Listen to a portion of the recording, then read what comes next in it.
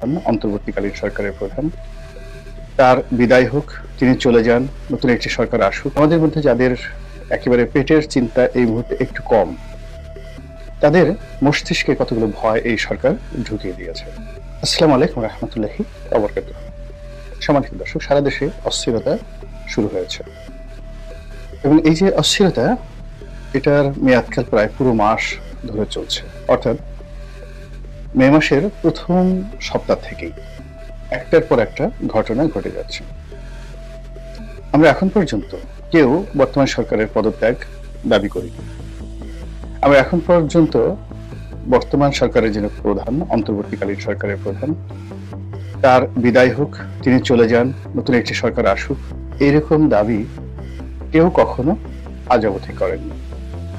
সরকার কিছু কাজ করার চেষ্টা করছে, কিছু সিদ্ধান্ত নেওয়ার চেষ্টা করছে, তাদের কিছু ব্যর্থতা আছে এবং তাদের ভাষ্য মতে বেশ কিছু সফলতা আছে।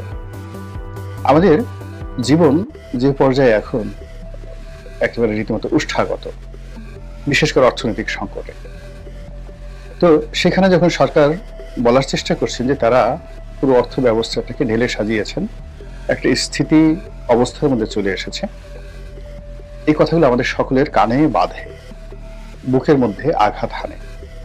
এর কারণ হলো, আমরা যারা সাধারণ জনগণ কাজকর্ম করছি, পরিবারের জন্য আয় উপার্জন করার চেষ্টা করছি, ব্যবসা প্রতিষ্ঠান চালাচ্ছি, আমরা টের পাচ্ছি জীবন এখানে কতটা কঠিন, কতটা নির্মম এবং কতটা নিষ্ঠুর।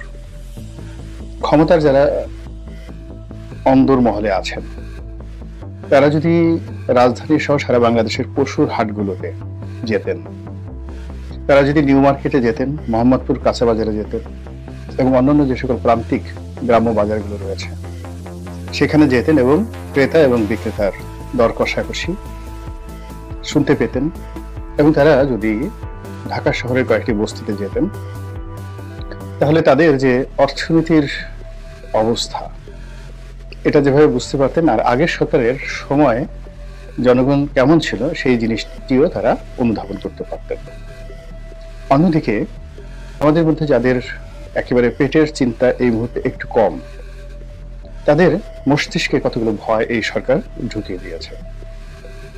সেটি হলো যে এই সরকার কতদিন থাকবেন, তারপর কবে যাবেন, নির্বাচন কবে দেবেন, এরকম চিন্তা চেতনা সমাজের একটা বিশেষ শ্রেণী, যাদের আসলে পেটের যে খাবারের চিন্তা এটা তুলনামূলকভাবে কম।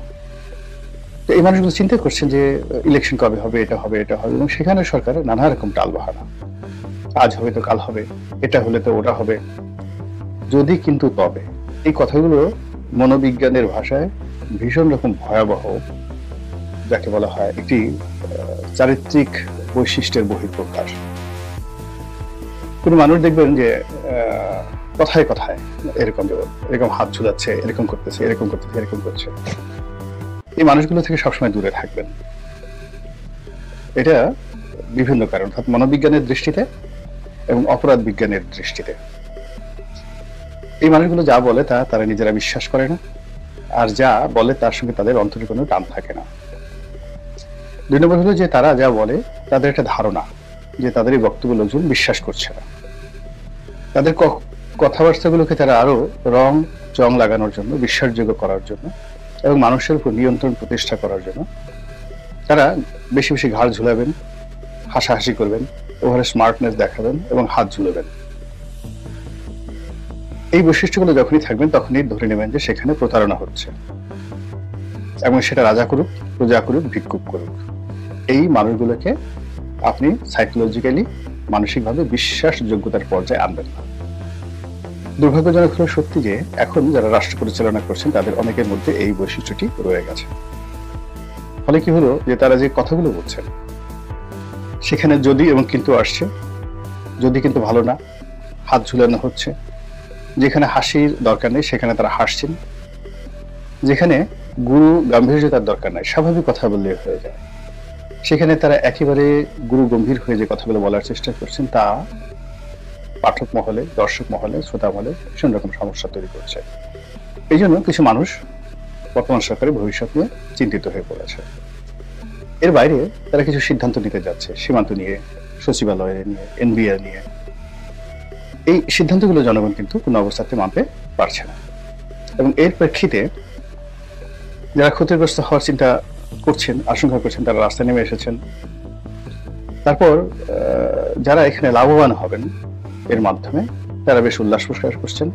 ফলে সমাজের মধ্যে কনফ্লিক্ট অ্যান্ড কন্ট্রাডিকশন প্রবল আকার ধারণ করছে, এবং এর প্রেক্ষিতে সরকারি কর্মকর্তা, ব্যবসায়ী, আমলা, কামলা, রাজনীতিবিদ সকলের সঙ্গে সরকারের যে দূরত্ব, এটি গত এক সপ্তাহে একেবারে রীতিমতো তেলে বেগুনে জ্বলে উঠেছে।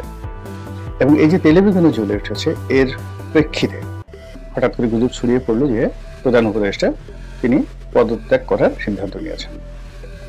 এবং এই যে পদত্যাগ করার সিদ্ধান্ত নিয়েছেন, এটি আবার তারা বুঝতে পারলেন যে এটা একটা আত্মঘাতী সিদ্ধান্ত। আবার সেখান থেকে তারা সঙ্গে সঙ্গে ইউটার্ন করলেন এবং বললেন যে না, তারা পদত্যাগ করবেন না।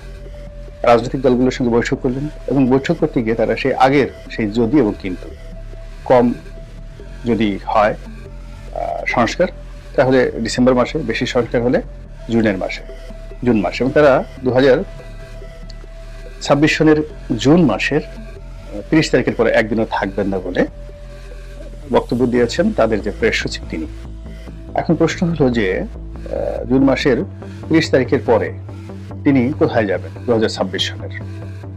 আবার কথাটা তারা বলতে গিয়ে কিন্তু তারা 2026 সনটা উচ্চারণ করেনি, আমি যেটা বললাম, কিন্তু এটা তো 2025 সনের জুন মাসও হতে পারে, মানে আগামী মাসও হতে পারে। এবং তারা যে কথাটি বলে ফেলছেন যে মুখ ফসকে, যে জুন মাসের 30 তারিখের পরে ডক্টর মোহাম্মদ ইউনূস একদিনও থাকবেন না, এবং সেখানে তারা সন উচ্চারণ করেননি। এবং এটা যদি প্রকৃতি খেলে দেয় এখানে, যে ঠিক আছে বাবা, তুমি যখন 2026 সন বলনি, তো এই জন্য 2025 সনই তোমাকে আমরা বিদায় জানালাম। এভাবে আসলে অনেক কিছু বাংলাদেশে ঘটছে এবং অনেক কথাবার্তা হচ্ছে। মূল ব্যাপার হলো যে এই যে 30শে জুন, সেটা 2025 হোক কিংবা 2026 হোক, এই সময়টিতে তারা যা আছেন, তারা যে থাকবেন, এই প্রতিটা মুহূর্ত জাতির জীবনকে আনন্দময় করে তুলবেন, নাকি তারা অতিষ্ঠ করে তুলবেন, নাকি বর্তমান যে সমস্যাগুলো রয়েছে এগুলো সমাধান হবে, অথবা এগুলো গণবিস্ফোরণে পরিণত হবে। এই বিষয়গুলো নিয়ে খোলামেলা আলোচনা যেভাবে চলছে, তাতে প্রায় প্রতিটি দিন সরকারের জন্য অস্বস্তিকর, অবমাননাকর, এবং যাকে বলা হয় সরকার ক্রমশ নিয়ন্ত্রণহীন হয়ে পড়ছে। এভাবে একটা দেশ চলতে পারে না। মহান আল্লাহ আমাদের সবাইকে হেদায়েত দান করুন এবং হেফাজত করুন। আসসালামু আলাইকুম ওয়া রাহমাতুল্লাহি ওয়া বারাকাতুহু।